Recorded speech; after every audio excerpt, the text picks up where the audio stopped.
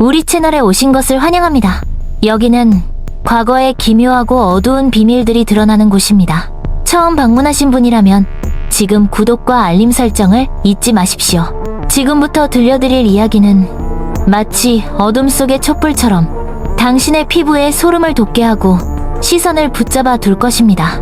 오늘날 21세기의 수많은 여성들은 가슴 확대 수술을 선택합니다. 외과 의사들은 자신감을 약속하고 곡선은 찬미되며 사회는 풍만함을 매력의 본질로 보상합니다. 더 크게, 더 강조하고 더 드러내는 것. 이것이 오늘날 우리가 사는 세계에서 아름다움의 표식입니다.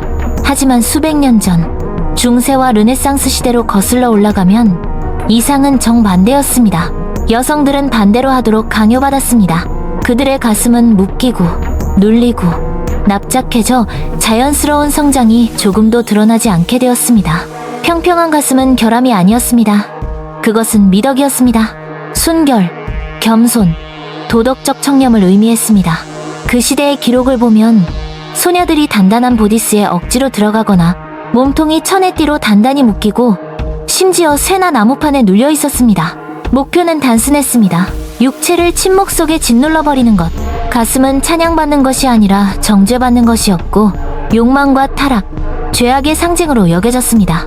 그래서 여성들은 견뎌야 했습니다. 그들은 숨을 조여오는 결박 속에서 헐떡였습니다.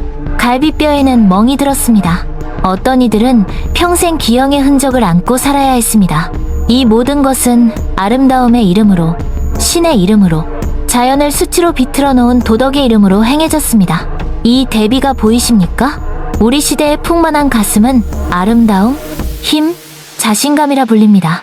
하지만 그들의 시대에는 그것이 위험, 불명예, 유혹의 낙인이었습니다. 오늘 우리가 찬미하는 것은 한때 저주처럼 두려워하던 것이었습니다. 오늘 밤 우리는 인류 역사상 가장 기묘하고 가장 가혹하며 가장 불안한 미의식을 파헤쳐보려 합니다. 중세는 신앙의 시대였지만 동시에 두려움의 시대이기도 했습니다. 성당은 하늘을 향해 솟아올랐고 설교는 강단에서 천둥처럼 울려 퍼졌으며 삶의 모든 면은 기독교적 도덕에 의해 형성되었습니다. 그리고 그 도덕 속에서 여성의 몸은 늘 의심의 눈초리를 받았습니다. 사제들은 경고했습니다.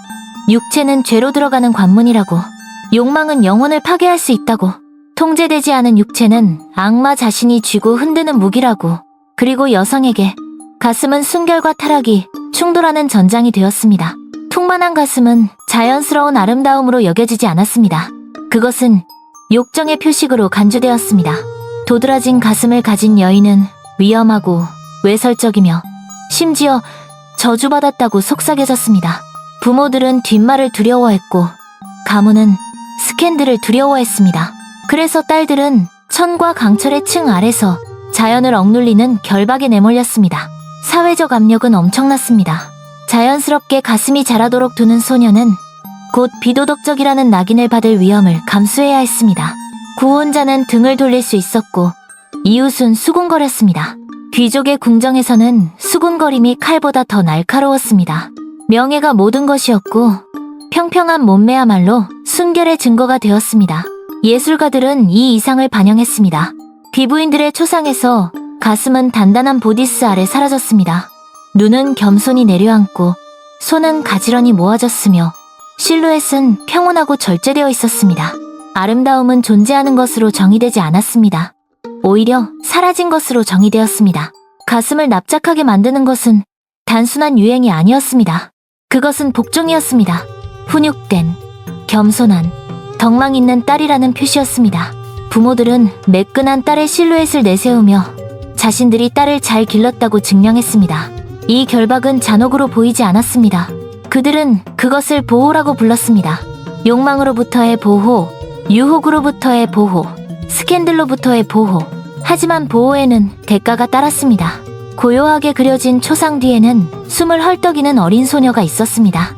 납작한 실루엣 뒤에는 고통스러운 몸, 팽팽하게 버티는 갈비뼈, 쓸려 상처난 피부가 있었습니다.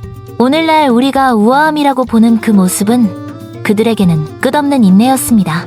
그리하여 순결의 이름으로 여성의 몸은 지워졌습니다. 도덕의 이름으로 아름다움은 결박되었습니다. 그리고 신앙의 이름으로 고통은 성스러움으로 포장되었습니다. 중세의 방에 들어서면 향수나분이 아닌 통제의 도구가 눈에 들어옵니다. 탁자 위에는 접힌 리넨띠가 놓여 있고 그 옆에는 단단히 박음질된 보디스가 있습니다. 목재, 고래 수염, 때로는 얇은 금속판으로 강화된 그것들은 장식품이 아니었습니다. 그것들은 지우기 위한 무기였습니다.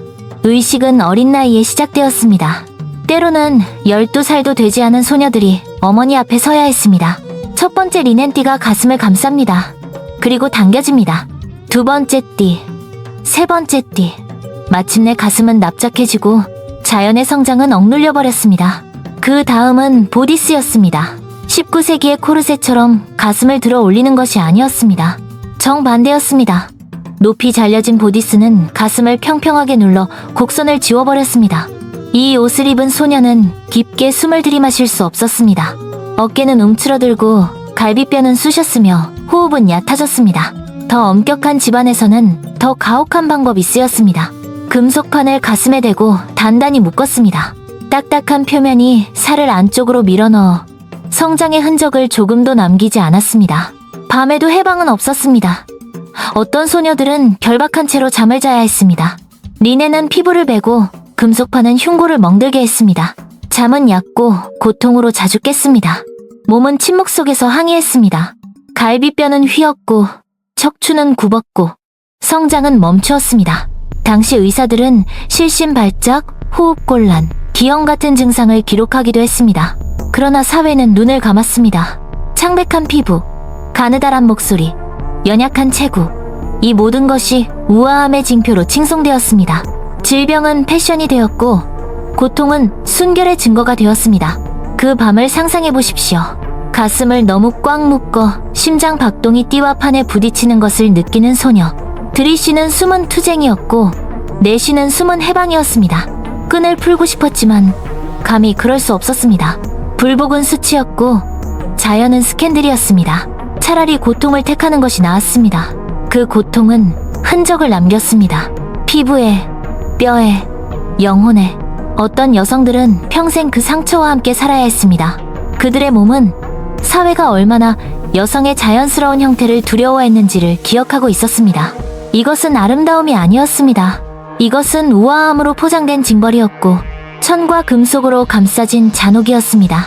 절제를 숭배한 시대가 강요한 희생이었습니다. 그리고 아이러니는 여기에 있습니다. 여성들이 이 고통을 견디는 동안 남성들은 성당에 풍만한 마돈나를 세우고 부드러운 곡선을 가진 누드를 화폭에 담았습니다. 공공연히는 납작함을 요구하면서 은밀히는 금지된 곡선을 갈망했습니다. 그 위선은 결박만큼이나 질식하게 만들었습니다. 역사는 죽지 않습니다. 그것은 머뭅니다. 르네상스 시대의 결박은 썩어 사라졌지만 그 유령은 여전히 남아있습니다.